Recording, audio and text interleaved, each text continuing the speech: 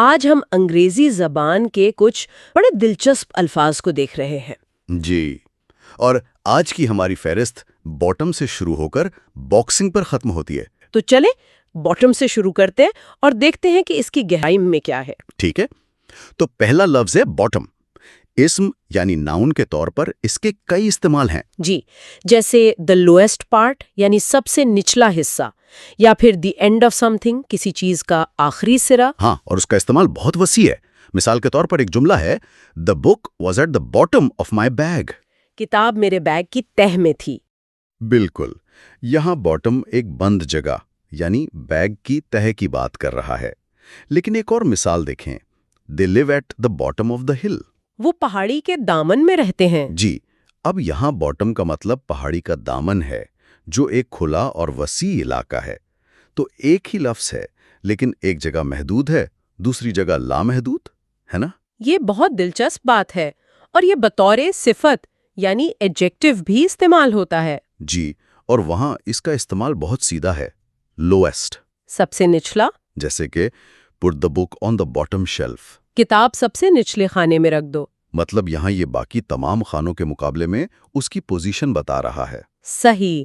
اچھا، اگلا لفظ بہت سیدھا سادہ ہے، بولڈر۔ ہاں، یہ ایک اسم ہے، اور اردو میں ہم اسے کہیں گے بہت بڑا پتھر۔ یہ لفظ سنتے ہی ذہن میں ایک بڑی وزنی چٹان کا تصور آ جاتا ہے۔ بالکل، یہ صرف سٹون نہیں ہے، یہ بولڈر ہے۔ لفظ کا اپنا ایک وزن ہے۔ اچھا، اب آتے ہیں ایک مزیدار لفظ کی طرف، باؤنس۔ یہ ایک ورب یعنی فعل ہے، اور اس میں توانائی بھری ہوئی ہے۔ ہاں، جیسے to hit a hard surface and move away from it again, یعنی کسی سخت چیز سے ٹکرا کر واپس آنا یا اچھلنا۔ اس کی مثال ہے The ball bounced off the wall۔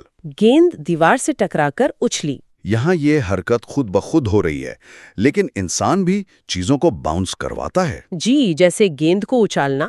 اور پھر اس کا ایک اور استعمال بھی ہے، to jump up and down on سم تھنگ۔ ہاں، جیسے The children were bouncing on their beds۔ بچے اپنے بستروں پر کود رہے تھے۔ تو یہاں یہ خوشی اور توانائی کی علامت بن گیا ہے، ایک ہی لفظ لیکن تین مختلف حرکات۔ بالکل۔ اچھا، اب اس لفظ کی طرف آتے ہیں جو شاید آج کی فہرست کا سب سے پیچیدہ لفظ ہے، باؤنڈ۔ ہاں، یہ واقعی دلچسپ ہے۔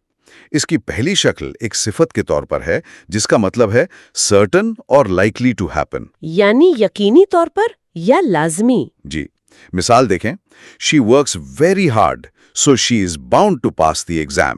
وہ بہت محنت کرتی ہے، اس لیے یقینی ہے کہ وہ امتحان پاس کر لے گی۔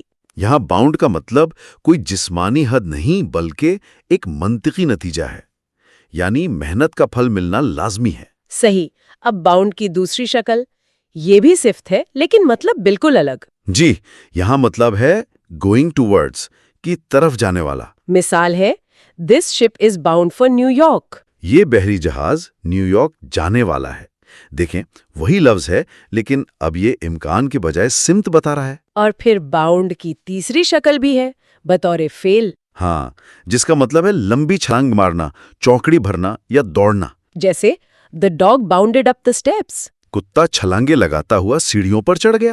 تو ایک ہی لفظ اور تین بالکل مختلف استعمال۔ پہلا امکان، دوسرا منزل اور تیسرا حرکت۔ زبان کی خوبصورتی اسی میں ہے۔ اور باؤنڈ سے ہی جڑا اگلا لفظ ہے باؤنڈری۔ بالکل، باؤنڈری ایک اسم ہے، یعنی دو علاقوں کے درمیان حد یا سرحد۔ اس کی مثال ہے this fence is the boundary between the two gardens۔ یہ باڑ دو باغوں کے درمیان حد ہے، یہ ایک واضح تقسیم ہے۔ اچھا، آگے بڑھتے ہیں ایک خوشبودار لفظ کی طرف، بکے۔ بکے ایک اسم ہے، یعنی پھولوں کا گچھا یا گلدستہ۔ مثال بہت سادہ ہے، she gave me a bouquet of flowers۔ اس نے مجھے پھولوں کا گلدستہ دیا۔ صحیح۔ اور اب ایک اور پیچیدہ لفظ، بو۔ یہاں تلفظ کا سارا کھیل ہے۔ جی، یہ بہت اہم ہے۔ پہلا تلفظ ہے باؤ۔ ہاں، باؤ۔ یہ فعل بھی ہے اور اسم بھی۔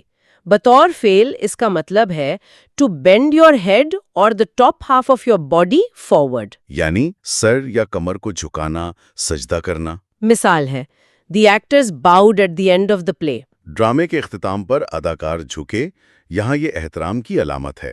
لیکن حیرت کی بات یہ ہے کہ اسی ہجے اور اسی تلفظ یعنی باؤ کے ساتھ ایک اور اسم بھی ہے۔ ہاں، بو، جس کا مطلب ہے جہاز کا اگلا حصہ۔ یہ واقعی حیران کن ہے، ایک ہی تلفظ، ایک ہی ہجے، لیکن معنی بالکل مختلف۔ بالکل۔ اور اب تیسرا باؤ، لیکن یہاں تلفظ بدل جاتا ہے۔ جی، اس کا تلفظ ہے بول۔ بول، یہ ایک اسم ہے اور اس کے بھی دو معنی ہیں۔ ایک تو a weapon for shooting arrows، کمان جس سے تیر چلاتے ہیں، اور دوسرا a knot that is tied in a special way، یعنی گرا یا گانٹھ۔ تو تلفظ کی اہمیت یہاں بالکل واضح ہو جاتی ہے۔ بو اور باؤں کے فرق سے معنی میں زمین آسمان کا فرق آ جاتا ہے۔ صحیح کہا، ایک جھکنا ہے تو دوسرا تیر چلانے والی کمان۔ اچھا، اگلا لفظ ہے بول۔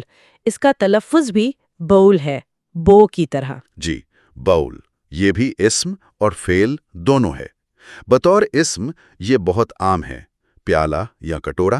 مثالیں ہیں a sugar bowl یا a bowl of soup۔ جی، لیکن جب یہ فعل بن جاتا ہے to bowl تو اس کا مطلب ہو جاتا ہے کرکٹ وغیرہ میں گیند پھینکنا۔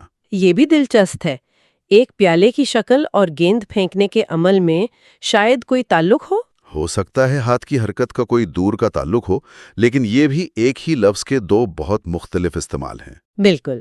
اور اب ہم اپنی فہرست آخری حصے کی طرف آتے ہیں جس کا آغاز باکس سے ہوتا ہے۔ اچھا، تو باکس بطور اسم مطلب صندوق، ڈبہ یا صندوقچی۔ مثال بہت سادہ ہے، put the books in a cardboard box۔ کتابیں گتے کے ڈبے میں رکھ دو، یہ کسی چیز کو محدود کرنے، بند کرنے کا تصور دیتا ہے۔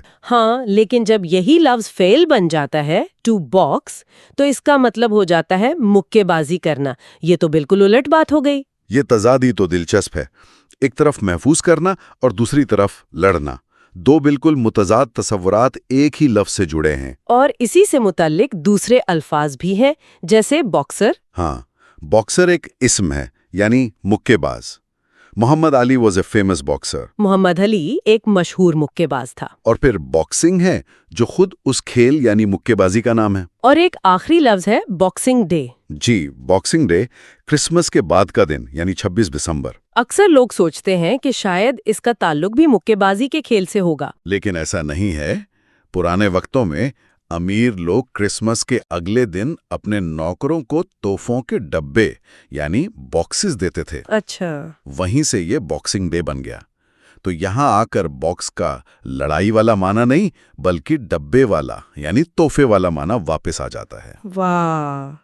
تو ہم نے باٹم سے باکسنگ تک کا سفر کیا اور دیکھا کہ الفاظ صرف حروف کا مجموعہ نہیں ہوتے۔ بالکل نہیں، ان کے اندر تاریخ، ثقافت اور انسانی تجربات کی پوری کہانیاں چھپی ہوتی ہیں۔ کبھی ایک ہی لفظ مختلف کردار نبھاتا ہے، جیسے باؤنڈ، اور کبھی صرف تلفظ بدلنے سے پوری دنیا ہی بدل جاتی ہے، جیسا کہ ہم نے بو کے معاملے میں دیکھا۔